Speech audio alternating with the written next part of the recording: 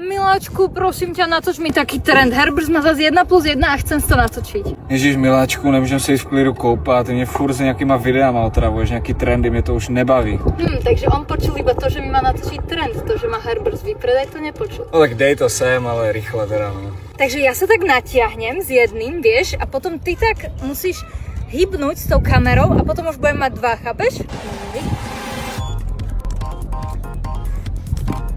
Ale nie, to si zle urobil a teraz už to urob normálne, ja sa tak natiahnem, potom ty tak urobíš tou kamerou a budem mať všetky tieto miniatúrky, to sú také na cestovanie. No poď, 3, 4.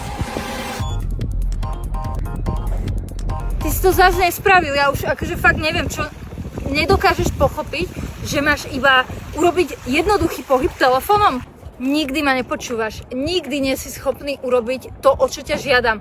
Taktiež furt sa sťažuješ, že máš kúty. Ty se divíš, že mám kouty, však ty na mě furt řveš jenom, furt mě dáváš do stresu a mě padají vlasy z tebe. A ty nie si schopný si dva tieto výborné gumiky za deň ani dať? A vieš čo, kaš na to.